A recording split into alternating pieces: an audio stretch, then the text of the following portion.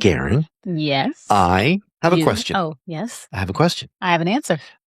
Okay, let's see. I'll put it to the test. Wow. And I want you to... I didn't say it'd be a good answer. Well, I just said I had an answer. No. I want you to really think about this before you answer. Oh, okay. Okay? One of those questions. Yes. Oh. Have you ever considered that dying, the actual act of leaving your body, might be a skill? I have not ever thought about that. Well, that is an answer at the very least, yes. Yes. One that most people only get to practice exactly once. And that's well, some people get to try it more than well, once. that's true. But either way, it's a terrible test prep strategy, by the way. Yes. Our guest today says that there's a specific kind of surrender required to leave your physical body. And she has been studying it. Oh. Not theoretically. She's worked with people on the edge of it. She's even traveled out of her body herself. She wrote a whole book about what's on the other side of the worst breath you will ever take.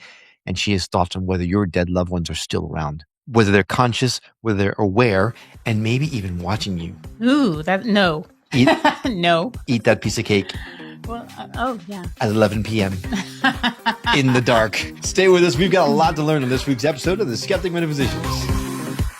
My name is Will. And I'm Karen. And unlike Mulder and Scully, both want to believe. So we've embarked on a journey of discovery. We've talked to people deeply entrenched in the spiritual and metaphysical world. We've thrown ourselves into weird and wonderful experiences. I even joined a coven of witches. And wait, you joined a coven? Yep, all in the interest of finding something. Anything. That will prove that there's something beyond this physical, three-dimensional world we all live in. This is the Skeptic Metaphysicians.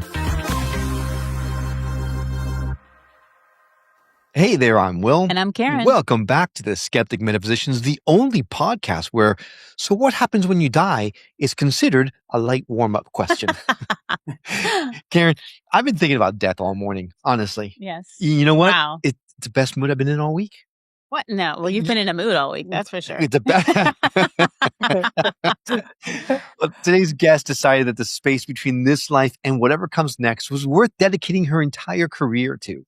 Not in a morbid, candles and cemetery kind of way, in a let me actually study consciousness, neuroscience, and quantum theory, and then help real humans integrate the whole terrifying, beautiful mess of being alive kind of way. Wow. She's the founder of Journey to Worthy, a personal growth community that she built from the ground up in LA, which, if you know anything about LA, is either the perfect place or the absolute worst place to talk people into stillness and self-awareness. Probably both. Probably both, yeah. She is a trauma-informed somatic guide, a restorative facilitator, and the author of the book called The Next Breath, Life After Loss and Journey into the Hereafter, which I want to be clear is not a sad book. It's a book about what happens after the worst thing happens. And apparently, what happens is a lot more than most of us have been told. So please welcome to the Skeptic Metaphysicians, Darnella Ford. Darnella, how are you today? Yay! First of all, I have to say this, hands down, the best intro I think I've ever heard. Like literally, when I listen to you, I don't know, like I'm like a child. It's like listening to you speak.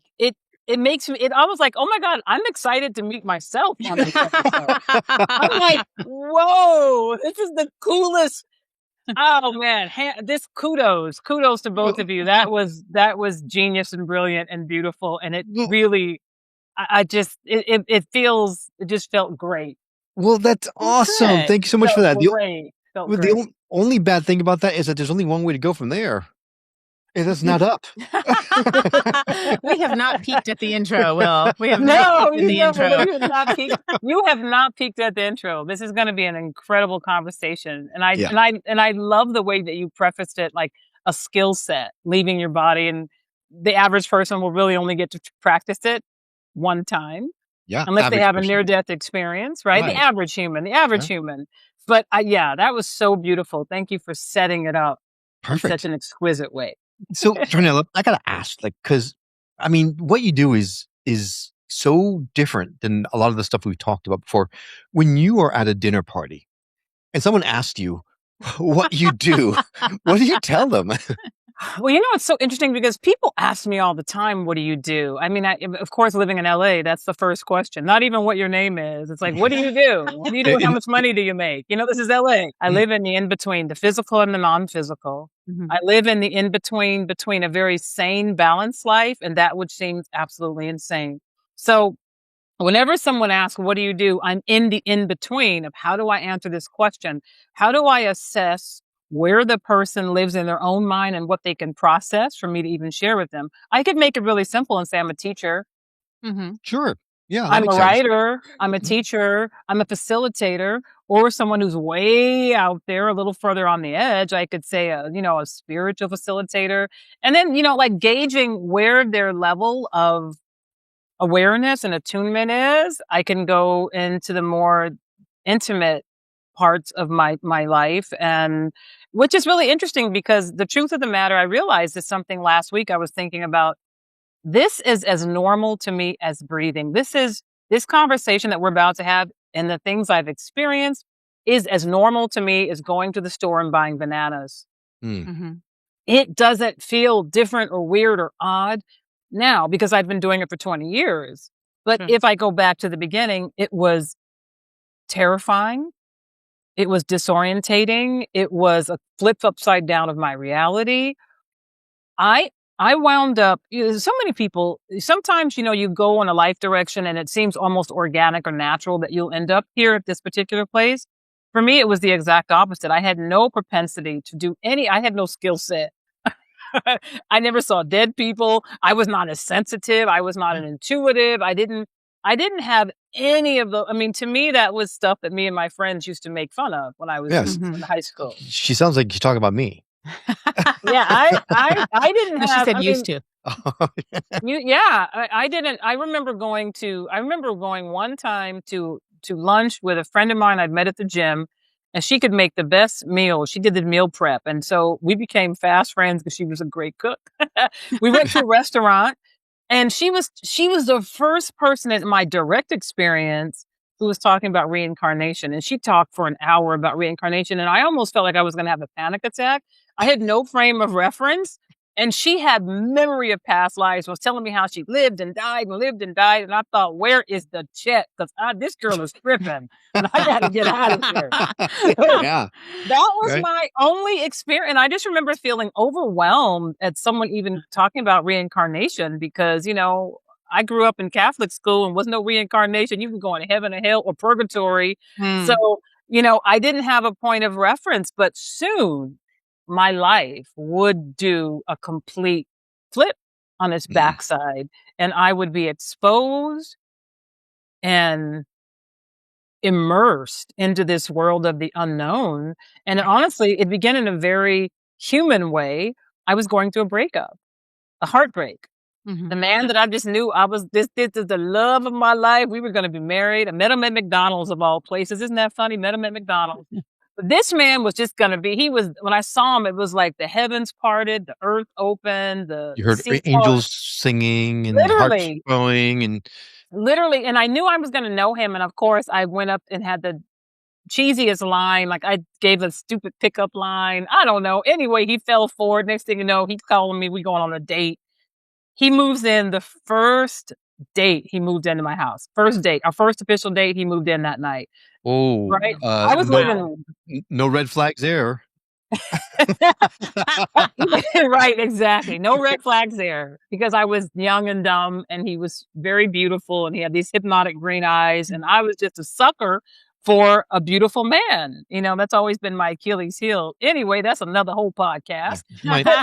Mine too. Nonetheless, that's funny. This guy moves in and we're together and we're 2 years in and he was an actor and a model and was moving into the business of being in Hollywood. So one day he finds a better gig, literally someone else who can pay more for him than I was paying, right? What a great life lesson for me. Yeah. So he moves out. And when he moved out, here's the crazy thing, because we actually had the best time together. We had the best time. We did everything, had so much fun together. He moves out. I'm heartbroken. So it was the heartbreak that drove me down into this. I hit the bottom of my life. And I realized in that moment, looking at my patterns, heartbreak after heartbreak after heartbreak after heartbreak, man after man after man, looking for somebody to love me, trying to fill up this absolutely like bottomless pit in my own heart and soul. That's how all of this started. I ended up then hearing the voice of the teacher through a CD. He was talking about thermodynamic energy. Then I left. I left LA for a period of time and I went to Washington State and I started studying quantum physics. I did all of this because I was struggling with depression. I was struggling to get out of bed. I needed a complete flip my life upside down in a way. And I was in so much pain. I was in so much pain. I did not know what to do to help myself. No. And I thought, okay, well, you know what? I'd already done church. I'd done many different religions. I used to give Bible lectures when I was a teenager. I was going to be a missionary. I had a lot of religion in the past. So now it's time to do something different. So studying, and I'm learning all these energy exercises in Washington from this master teacher and being a faithful student to the work because I was so desperate to change my life. I started doing what would be considered more like holotropic breath work, which if you know anything about holotropic breath work, it will, if you do it enough and right, you can experience an altered state of consciousness. So Absolutely. I had an assignment that I would do this every night. And then one night I went to bed. And then that was the very first time I awakened outside of my body. I awakened going up into a spherical, it looked like a kaleidoscope of colors and it's just spherical and I'm going up, up, up. And then I'm completely awake. I'm completely aware. No reference for physical reality, no reference point for my body. And I'm flying through, feels like I'm flying or gliding at incredible speeds through what I'm calling the black void of nothingness. And all I see is little pinpoints of stars. And I was there for just a microsecond. I was out of time. So there's no real time. I was just there. And then I was back in my body, sat straight up, said, what was that? And that's how it all started. Then I didn't have the word before you go any further. I want to dive into just a little bit because you brought some points I want to clear up. Were you like you did the holotropic breath work and then you went to sleep, but so you weren't like, it wasn't like you did holotropic breath work and then you went. It was like some time after you did it. Right. And let me clarify that. I was doing the holotropic breath work for months, for a couple of months, several months. Okay. I was doing it every night. Every night it was part of my homework. It was like before you went to bed kind of thing, or just? I was doing it before I went to bed. I was doing it in the morning when I woke up. I was just trying to be a good student. Really, at the end of the day, I was just trying to change my life. I wasn't trying to leave my body. I was trying to figure out how to be better in my body. Right. I just felt like, that's the motivation. I was just tired of being tired. Right. I was tired of being depressed. I was just tired. I just, if you would have taken me to a cow pasture and said, you have to eat this cow manure, I would have said, bring me a fork and a knife and a steak and a plate. Oh, because I just wanted to be better. So when I said I dived in. Like the teacher said, do this for homework. Okay. No questions. I'm doing it. It's going to help me be better. It's going to pull me out of pain. Whatever you need, I'll do it to get out of pain. Right. You know what's interesting is the experience that you just told us reminds me so much of that experience that I had when I was in college. Very, very similar. I wasn't doing the breath work or anything, but I was sleeping. And then all of a sudden it was like a bit of a rush and I was in like this black void with little tiny lights. Yes. Barely, but so dark you can't see your hand in front of your face. That's right. And I heard like this little whispering. And then I started saying hello. And then I heard she's not ready and whoosh. And then I woke up, but I couldn't even sit up. Like I had no strength in my upper body. Mm-hmm. But that, like your description, I'm like, that's the first time I've heard someone say something that sounded just like the experience I had. Well, I guess my next question could be to you, but specifically for you, Darnella, because you mentioned that you felt yourself going at high speeds. Did you what was that like? Were you feeling the wind on your face, or was it like? No, I didn't feel wind. I felt the sensation of movement. I felt the sensation of movement at an accelerated, non-calculatable speed. It would be faster than what we would, and think of the closest you could come to it is when you're on a plane and the plane's taking off and they hit and they accelerate and you feel that, whoo, like the G-forces. Yeah, you feel that, but it's way out of the park of that. It's not measurable. It's just you are the speed. You are the speed that you're going. Like someone's pulling you along. I didn't feel that anybody was pulling me. I just felt like that I was advancing forward under great force. And I was that. Nothing was pulling or pulling. I wasn't in any way resisting or being pulled. I just became it. Wow. That can make sense. I became the speed. Wow. That's so It's almost cool. like you can feel like how you feel like things against your body, but there's no body. But you don't even notice that there's no body because that's just how it is. Wow. Right. I'm sitting here with two women who've had the exact experience that I've always wanted. Gosh, dang it. All right. So I'm kind of half joking only because I really do want to do it. But no, but in this case, it was for because of a traumatic reason. You're trying to escape the pain, and really, it almost feels like a dissociation, like you disassociated from your identity entirely to the point where you removed yourself from the whole plane of existence into another one. That's pretty radical. So then now you come back from that, and you wake up and you go, what was that? Literally. Yeah. So exactly. Then where did that lead you? So I was obsessed from that moment. I said, what happened to me? What happened? I wanted information. This is 2006. So even though, yes, there was out of body travels and, Raymond Moody had a best-selling book, Life After Life, there was Robert Monroe. Yeah. Bob Monroe. Absolutely. Yeah. So Journeys Out of the Body. But I wasn't in that. You have to understand, I wasn't in that realm. I was not in that realm of experience. I didn't know people. I wasn't affiliated with any of that. So the only realm I was in was me and my friends chasing boys. That was my realm. That was my lane. Like, that was it. Yeah. And once we got out of that lane, I was lost. So I started reading Robert Monroe. William Bowman, one of my favorites still, is Adventures Out of the Body. I started studying this. I started finding everything I could. Obviously, 2006, we don't have the level of information that we do accessible on YouTube and all these other places now. We didn't have, you still had to work for knowledge. You still had to kind of do some research and really work for it. It wasn't, I wasn't punching in Google to find this stuff, Sure. So I started studying, but then I decided to do something because I always like to feel like I'm clever on some level. I said, I wonder if I can recreate that moment. I wonder if I can recreate it. If it happened once, it has got to be able to happen again. I did not have language that I have now after 20 years of study, but I was just I would try to leave. And all I could do was visualize me leaving. And so I did that for weeks and weeks and weeks and weeks. And I remember one day I fell asleep when I wasn't even trying.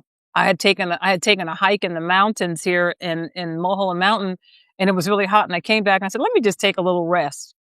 And I laid back in my car, put my seat back. And then all of a sudden, taking a 20-minute power nap, I lift up out of my body. And then I'm freaking out because everything lifted up out of my body but my feet. So I'm up out of my body, but my feet are still in my body. And then I'm like, oh, wait. And it scared me. Then I forced myself back in. But that was the second really big experience. Then I started rolling myself up, stayed with that. And then all of a sudden I started experiencing complete just bleeping out of this reality and entering other realms. Wow. In the beginning, they were realms that were so infinitesimal. They were simply mathematical equations. I started seeing a lot what we considered, they like Egyptian hieroglyphics. I started seeing math. I started seeing these mathematical equations that were like 30, 40, 50, 100 numbers long. I started seeing all these numbers. And then I thought to myself, is the mind of God mathematical equation? Then I started asking questions. Is the mind of God math? And how much does mathematics play into the infinite mind of God? And so I started going into other realms. Mm-hmm. Then other teachers started meeting me. Now this is where it gets interesting because I started being met by teachers in other realms. Wow. Now, were they human? That's a good question because people always want to know, were they human? Some of them were and some of them were not human. Some of them were animals. but I don't know how to describe them because we don't have them here. They would come to me and they'd speak to me. I met a purple jaguar that I actually have a very profound relationship with on the other side of the veil. And I knew that when I encountered this jaguar. And I remember putting my hand on his giant paw, and it was the softest paw I'd ever felt. And I remember I felt it. Oh yeah, the texture. And I remember that one was really hard because I was very sad because I knew I had loved him and had a relationship with this animal before I was in the body. I've always been the cat woman, the feline. I have strong relationship with felines, always, my whole life. I started meeting a lot of the felines, and the lioness is my spirit guide. They guide me. They help me. I went to a dimension one day, one night. I fell asleep. I went to a dimension. Now, by the way, I never know where I'm going. It's like Christmas. I open the package and it's there, right? I went into a dimension where the children were the rulers. The children were the leaders because the children were so advanced in their wisdom that they ruled this land. And here, the interesting, you go in through the water. So many of the dimensions that I accessed are through portals in the water, through the ocean. I've flown in the ocean. I've gone below the ocean. I'm telling you right now, water is a portal system. It is a portal system. Again and again, I have traveled beyond this realm through water, literally flying right over the Pacific Ocean itself, going into the bottom of the water, beyond where human beings could go. That makes perfect sense because people have such a strong connection with water. You know, it's soothing, it's healing. We need it. It's in our bodies. We can't survive. We're made out of most of it. We're mostly water. So this sounds incredible, amazing, and at the same time, the question has to be: I mean, you weren't under any, like, you didn't do ayahuasca or any kind of psychotropic drug or anything like that. This was just regular navigating. Right. So I'm glad that you said that because in 2019, I did my first ayahuasca journey in Peru. And I always pause in sharing that because people will say, well, yeah, of course, because she did ayahuasca. No, I started this in 2006. Right. Way before. Right. 13 years later. So I want to really emphasize 13 years later. First of all, I've never even drank a cup of coffee. I've never had coffee. I don't drink. I've never done anything. I'd never done anything. Well, wow. 2019. Wow. So I'm just saying this. What I drink is water and green tea. That's it. Nothing else. Water, green tea, and I have green juice, kale and spinach. That's it. I don't drink. Again, no alcohol, no nothing. So I want to just really set the record straight on that. Ayahuasca came to me in an out-of-body experience. Right. And that's how I ended up from a person who hasn't even had coffee all the way down to Peru doing the strongest plant medicine on earth, I believe. It's one of the strongest on the planet. It was a big leap for me, but everything up into that 13 years led me to that. Interestingly, for the past 7 years, I have done 20 ayahuasca ceremonies in the Amazon rainforest, and I work with a shaman, but I have never, ever had an out-of-body experience while on ayahuasca. How deep is that? Never. Wow. Never been out of body. No, I'm so deeply rooted in my body on ayahuasca because it's so intense. My journeys are so intense. I'm more in my body than I've ever been. Right. When I'm on ayahuasca. So how do you explain your ability to leave your body and see all these incredible dimensions then? I mean, there's no drugs involved, no alcohol involved. Yeah, so how do you see all these things? How did that come to be? Okay, so I love the question you're asking because I asked it myself. So I'm gonna say this. I believe there's a couple things that happened. One, my focus, my attention, and my energy was so intense after that first time happened, right? I do believe the breath work opened up something. Absolutely. Mm-hmm. The breath work, the level of breath work. I mean, I would do breath work till I almost passed out. That level of breath work is going to open up something if you do it enough. The average human being is not going to be that dedicated to doing it twice a day.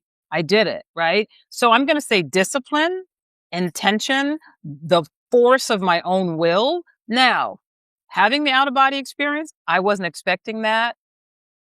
And then the subsequent experiences came as 1 year of putting myself into strict discipline to endeavor to master it, or to have some level of command, or at least to have an opportunity to have more and more and more experiences. But I will tell you this, I believe 20 years later, because I always said, why is this happening to me? Like, who am I? Like, I'm not gifted in this way. You know, there's some people that are really gifted. They've seen dead people their whole life. At 3 years old, that was never me. Right. But interestingly, I will tell you this, my out-of-body experiences have informed my in-body experience, and it has been the bridge that has enabled me to do the teaching that I do. Without this experience, I could not be the facilitator. I don't believe that I would be the facilitator that I am today. Sure. I could not walk people through death. I have sat with people who are dying. I have walked them to good friends of my own. I have been able to teach and speak on the death experience. I've been able to do very unique forms of grief trauma for people who have loved ones who've passed, right? So I believe that this, at least in my frame of how I see it now, this opened up for me because it was part of my soul mission here on the earth. That's why I believe I do what I do, because of the impact that, and the teachings and the things that I've shared, and being able to share that with people all over the world. So I believe for me, it was just part of my soul's journey. It was part of the mission for me to spread some level of light and understanding around the death experience. It's the greatest mystery that the living will ever have, is that unknown space of death. And because at the end of the day, friends, we don't really know, not only do we really not know how to live, even fewer of us know how to die. I love the fact that you said that. I was going to ask exactly about that. Yeah. And so you help people, I guess, to practice how, or to prepare themselves for death. What is it exactly that you do? Well, so I do everything from trauma facilitation, because I have a background in neuroscience and trauma facilitation. I work with a lot of people who have trauma. So I facilitate healing sessions. I have worked with people who are dying. I have worked with people who have had loved ones transition. But I work with, let's say someone's working with me that is struggling in relationships. I do something, that someone who's had a sexual abuse, 75% of the women that I've worked with, and some of the men. So I work with people, I meet them where they are. I work with addiction, work with people who struggle with addiction. But what I'm saying underneath of all of it, my understanding, my little humble understanding of a greater reality is always at play, no matter who I'm dealing with, what I'm working with. I'm also understanding when I'm working with the addict, I understand soul contracts, right? Soul curriculums. So that informs how I work with them to get them to understand, to release some of the shame and the guilt and that feeling of helplessness. So the goal is to empower people into the understanding that you are more than just this beautiful physical body, that you are more. There's so much more to you. And of course, listen, at the end of the day, we will all approach that door, not only for ourselves, but when our loved ones pass. Then people get real curious about death, right? When their loved one is dying, or when their pet dies, or when their parents die, or when, God forbid, their child dies, then people want to know, what the hell? What's next? Yeah. Where are they? Where is my lover? Where are they? So you say that the dying actually requires a special kind of surrender, right? So before we go too far down that road, I'd love for you to explain to us what you mean by that. Well, the surrender is this. If you can wrap your brain around what I'm about to tell you, the surrender, as you're approaching the door to death, you will surrender your gender. You will surrender your sexuality. You will surrender your ethnicity. You will surrender, believe it or not, your religion, if you have one. You will surrender everything that you think makes you uniquely you. You will surrender that. Death will command that, because you're not taking your sexuality with you. You're not taking your religion with you. You're not taking I know some people may be shocked to hear that. The death experience is customized. People don't realize that the death experience is customized. That is why you experience so many different near-death experiences. Oh, I met Jesus. Oh, I met Allah. Oh, I met Buddha. Because the experience is customized to reflect and mirror back your belief system. You believe in Satan? Oh, baby, you will meet Satan. And you will come back and you will tell everybody it's real, right? So the unique surrender is the willingness to step outside of everything that you believe is you. Imagine, who would you be right now if I just stripped away, God, if I just stripped away your political affiliation, some people would just be done. Because they're so identified by who they voted for, what party they're affiliated. Like, if I stripped away your title, if I stripped away your role, your work, your career, if I stripped away your race, your ethnicity, your religion, your sexuality, your gender, if I stripped away that, who would you be? Right. But that's why so many people, that's the ultimate fear of death, right? Because I'm releasing everything that I know. Right. And yet at the same time, how amazing would it be not just to surrender everything that you identify yourself with in this life right now, but if everyone did that and realized that when all that is stripped away, we're actually just one. Yeah. Right. So it takes a special kind of surrender, but how cool would it be to actually do that while we're still living? Yeah. Yeah. That would take a special kind of surrender That would take for a special sure. kind of surrender. Yeah. Right. And let me tell you something. Do you realize how much easier? Not saying that obviously our roles and titles and all of these things are useful for us navigating through the earth plane. It makes sense for us to be a girl or a boy or whatever in this dimension. Of course, we're experiencing reality here. But I have had experiences where I have been in other realms and I have come back and everything didn't come back online at the same time. And you know what that looks like? It looks like me trying to figure out not who am I, but what am I? Like, what am I? Not even like, I don't even know the word name. I don't even know to ask what my name is because it's not hooked back in yet. I'm not hooked all the way back up into my nervous system where all this information in my brain is stored. And I'm just coming right back in pure, just pure awareness, right? So I don't know what I am, but I don't know where I am, what I am, who I am, just that I am. That is why I am, is it. All I knew was I am. I had no point of reference and almost this panic, like, oh my God, like I'm trying to figure out what is this? And then it all comes back online seconds later. And then, oh yeah, right. I'm Darnella. And with each of us, we carry the beauty of our story, but we also carry the baggage of our story, right? Everything that ever happened to us, every wrong, every betrayal, every time we felt victimized, the beauty of our story, right? And then every single thing that has troubled us, that is held in our body, the things that we haven't let go, even at an unconscious level. So when all of it comes back online, all of it comes back online. So I always say, to me, part of the wisdom is learning. And this isn't a learned art form, I believe, through time. It's something I'm still trying to learn. Don't know if I will ever master it, but carrying your story lightly. Carrying your story lightly. We take ourselves so seriously. For sure. We take ourselves so seriously. And I'm noticing something. I want to share this with you both. And I don't know, I'd love to have your thoughts around it. But in the metaphysical circle, right? Many of us who have stepped into this arena have come out of religion. I mean, I've come out of religion. I was heavily indoctrinated. I was hardcore in my religious belief systems, as so many are around the world. And then we enter this space they call it the metaphysical community or the spiritual community. Some people call it the new age or, any of those labels could potentially apply.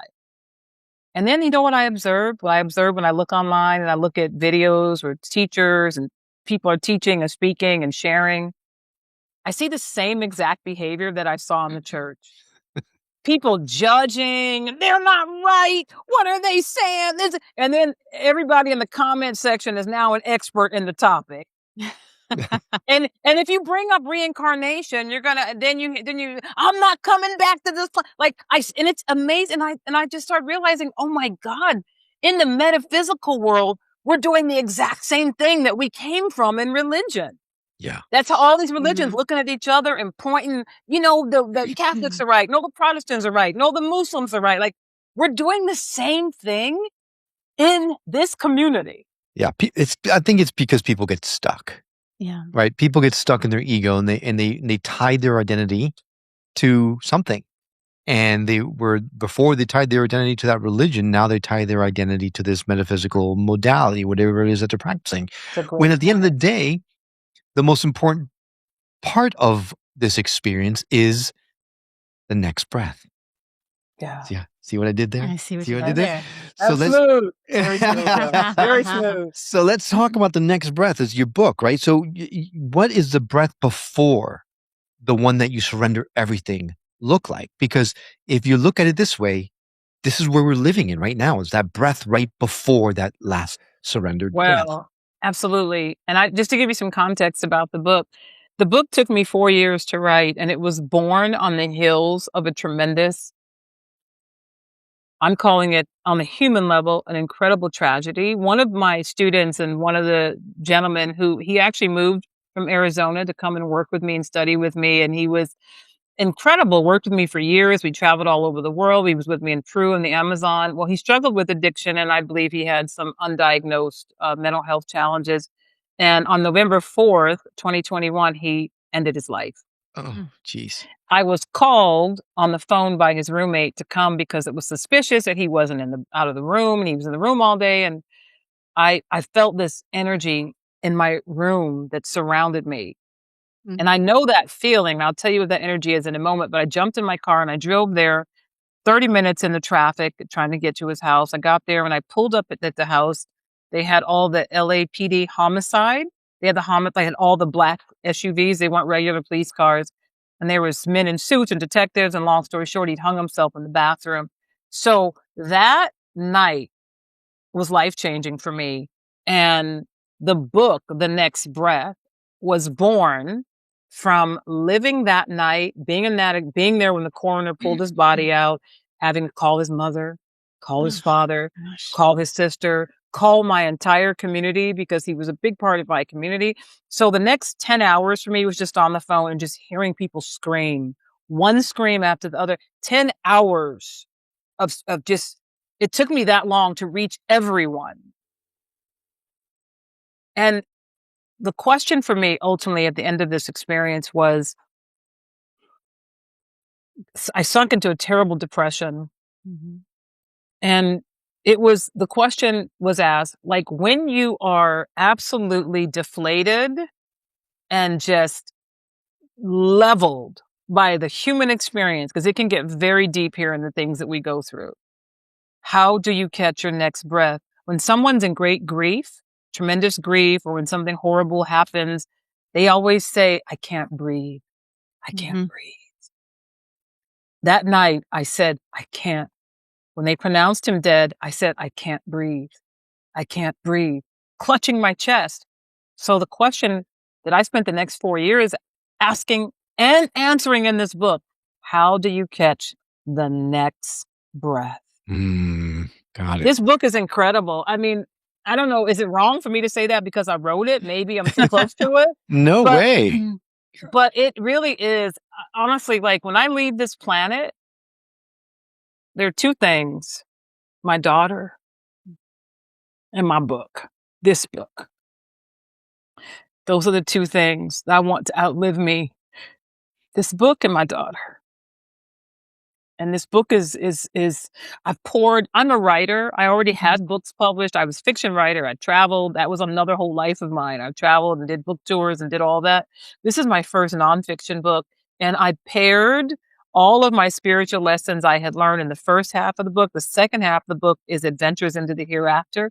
So I captured a handful of my most incredible out-of-body journeys. And more importantly, the lessons they taught me. Because here is the thing, friends. I know like a lot of people want to have out-of-body experiences. People pay money and take classes and they do all these things. They want to have these great experiences. I look at it like this. It's not necessarily so much the opportunity to do the experience. It's great to be able to have it and see other worlds and realms. But the more important thing is integration and how you hold that. Mm-hmm. Because the bottom line is, listen, we are here, right now. And ultimately, one day, we're all going to have an out-of-body. We're going to have the ultimate, every person is going to have the ultimate out-of-body experience. Guaranteed it's coming. For some people, though, I believe their soul is wanting them to focus on mastering life here. Mm-hmm. Letting life, it's, once you're out of the body and you're, once you're free of the human constraints and the physics of the laws of physical reality, it's a lot easier. It is a lot easier. So, but the challenge is, can we be in these bodies? The question is not how do we get out of the body, but Lord, can we be in the body? Because we're so disconnected in our state in the world today. We're not really connecting to our bodies. Yeah. Mm-hmm.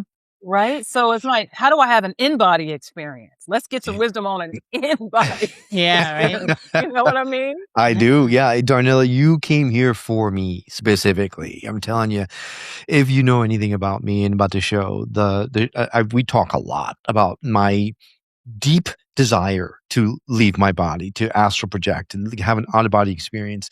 And yet, as of late, I've given up on that thought. It doesn't become it's not as important to me anymore because of exactly what you're saying. I'm finding a new relationship with my inner side, my inner self, that is so far richer than anything I could possibly have experienced anywhere. That yes, I'll get to my out of body at some point, but right now, you're right. My soul wants me to focus on me, being here in the present, experiencing all the amazing things that I have around me, and then getting in touch with who I actually am. And then we'll see. But right now, I'm really hyper focused on that. And that is such a great message for people to get, because it is so important.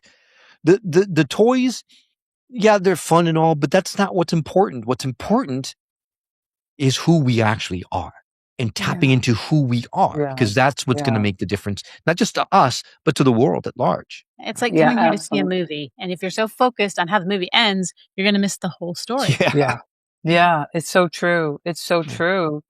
And I got that wisdom from my master teacher in this context. When I first started studying, I was obsessed with reincarnation. And of course, I just knew I was somebody spectacular in another life, because I felt like this one was a dud. So surely I must have been Cleopatra. You seem pretty remarkable to me. Yeah. At that time, I was really struggling. I was like, I know for a minute, I thought I was Frederick Douglass, and I was really on this because I was like, I'm a writer and a speaker, and just like Frederick Douglass, and my hair was like his. I'm like, so I'm certain I was somebody great and grand in another lifetime. And my master teacher said, you're so obsessed with who you were in another life. You're so obsessed trying to figure out who you were in another life when you don't even know who you are in this one. Mm-hmm. And when he said that was the end. That was the end. I never even thought another second about who I might have been, because I knew that was true. Let me find me in this lifetime. And I will tell you something. In the beginning, I did use this as an escapism. Once I learned the art of doing it, and when I learned the process that would work for me, I don't know that there is one size fits all process. I know people do teach methods and methodology, and even Robert Monroe at the Institute, at his institute, they teach it. But I also, too, was using it as a form of anesthetizing myself. Because if I didn't like something here, I could the ultimate escape. You don't even need to book a flight, book a ticket, pay any money. I can just go lay down and I'm out. Right. Mm-hmm. And then teacher came to me outside of the body. He looked human, but he said, we're grounding you. We're grounding you. And like, grounding me, keeping me in my body. That's what they meant by grounding me. Sure. So because I was using it, I mean, I was literally living more in the non-physical than I was in the physical. I believe that 100%. And I was just, everything was, I mean, like my focus, I was hyper fixated on being someplace other than what I was. But my soul came here for very specific reasons, just like yours and just like everyone. We all have a mission or a lesson or learning or curriculum. We all are here for a reason. We're not just here by accident or coincidence. We're here for purpose, and we are the purpose. We are unfolding as the purpose as we're living our lives. So I always believe this with people who want to do it and trying to do it or don't want to do it. I always feel like it happens at the intersection point when your soul decides this is a good time for you to have it. Right. I will stand on that. I believe that because you have to also be able to integrate what you experience. It's kind of like people doing DMT, right? They can take a hit on DMT and experience this big blast off. But then some people have a really hard time integrating it. So, it's not so much as having the experience, as the ability to be able to integrate the realms, the worlds, and the things that you see. Right. Because at the end of the day, you don't want to do damage. If you're already struggling here, you don't want to damage yourself by maybe experiencing something on the other side. It's not all rainbows and unicorns. I'm just not saying not to put fear in people, but there are some things that you could meet that you might not be ready to see and to know and to experience. And I have met all kinds of, I've met ETs. I've met beings that I can't even begin to describe to you what they've looked like, and they were real. I've had experiences where I have bled the timeline of other lifetimes. I have seen myself, and just being very transparent, when I say hard to digest, I've seen some horrific things I've done in past lives. I've seen myself be the victim, and I've seen myself be the oppressor. And then I have to integrate all of that, right? I have to come back knowing what I did, knowing who I have been, and integrate all of those pieces. So that's what for me, not saying that's the experience everyone would have, but I'm just saying in 20 years, I've had a lot of different kinds of experiences. Right. Well, since you've had these experiences and you've worked in this field for 20 plus years, so you really know what happens when we cross over. So the question I posed at the very beginning during the teaser, I need to bring it up now because it's the burning question, right?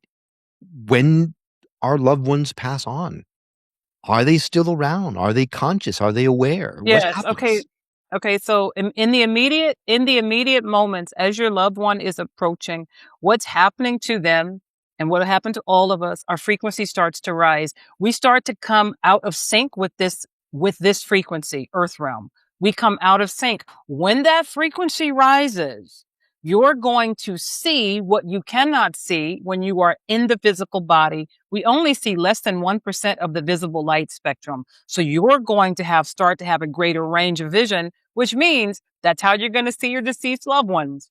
That's how you're going to see your deceased pets, because they are right here. And they are also aware through their connection with you that you are in the process of transitioning, right? Which can happen over a period of days or weeks. For some people, even months, or for some, it'll be very instant, as in an accident or something such as that effect.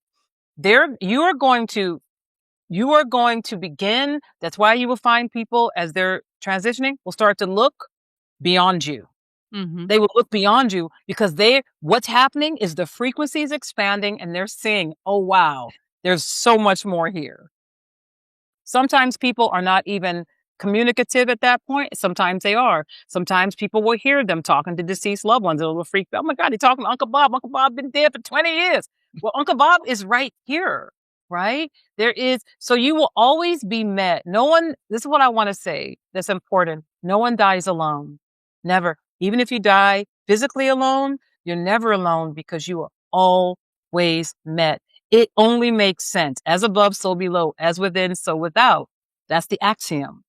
No baby is ever born alone. Even if it's just the mother, no one comes here alone. No baby is ever born alone. into this realm. And no one ever dies alone when they leave this realm.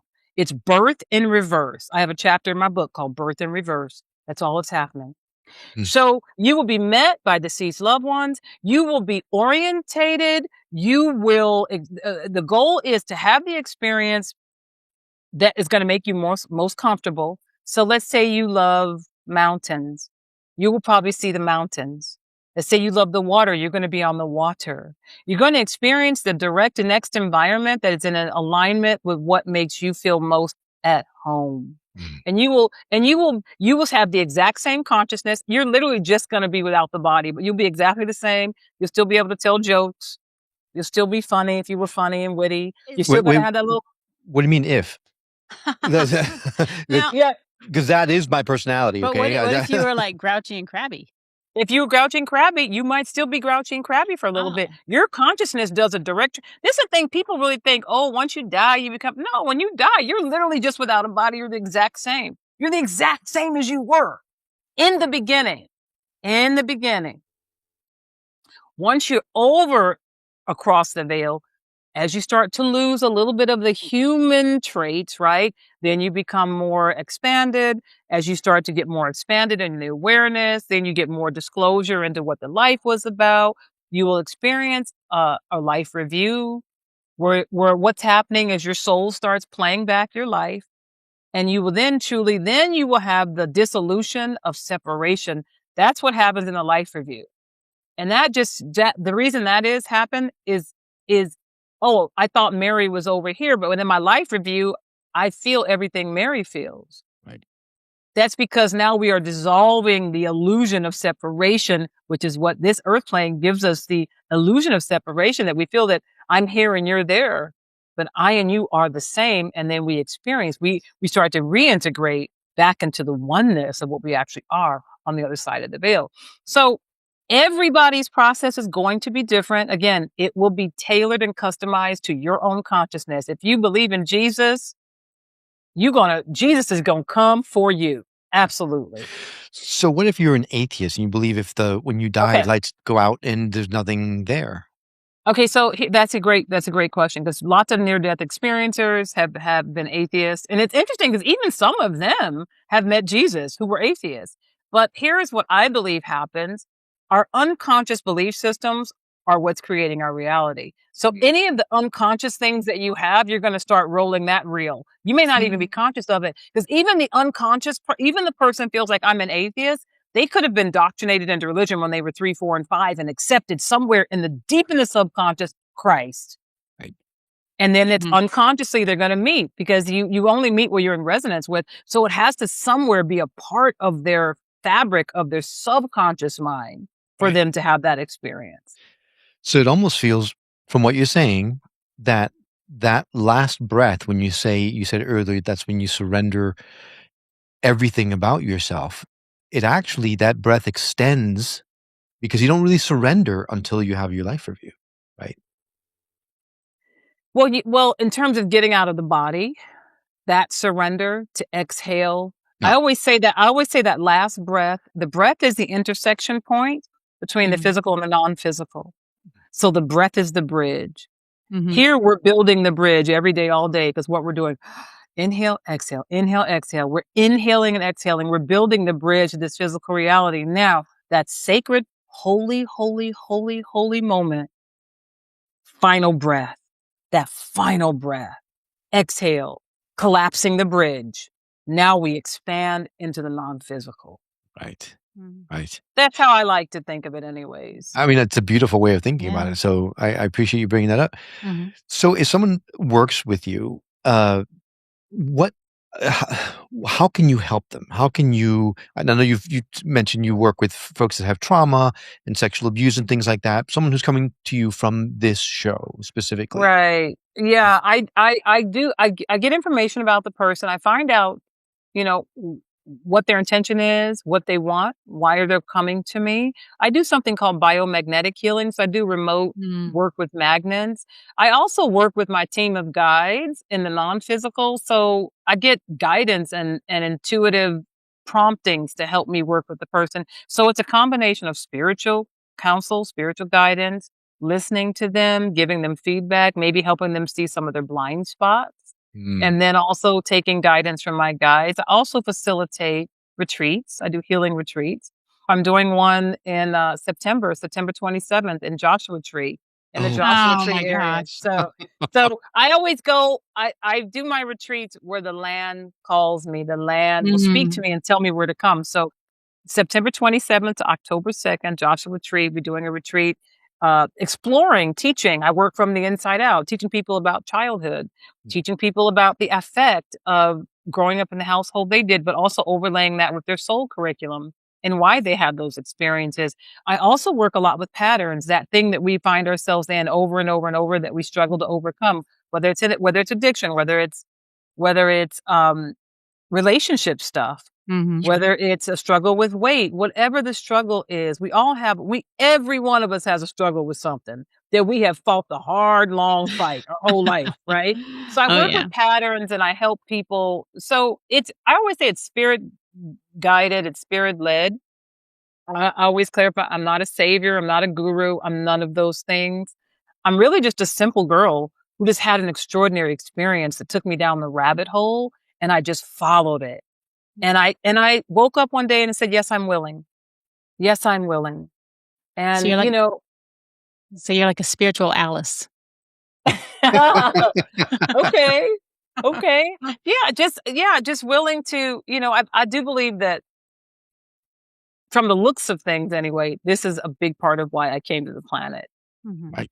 Yeah. So I'm endeavoring to honor my soul contract, and it's been a journey. I mean, this has been a wild ride for me this whole life. But I think for all of us, we're all here on this very unique time on the earth plane. I'm going to tell you a question. I want to tell both of you, and I want you to your viewers, if you do nothing else, tomorrow morning when you wake up, get very still before you reach for your phone, before you get out of bed, before you get your coffee, brush your teeth, even before you go to the bathroom, and just ask yourself, go within, close your eyes, and say, what does my soul want in this lifetime? What is it really after? What is my soul after? I'll tell you, that is going to start scrambling your programming. Most people, what we want in life is what we've been taught to want, what we've been conditioned to want, what our culture says is important, what our country says is important. Most of us have wanted, we have a way we believe life should be. Depending on what country you're born in, religion or culture, children are taught what to want in life.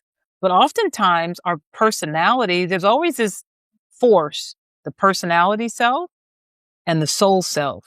Those are not the same.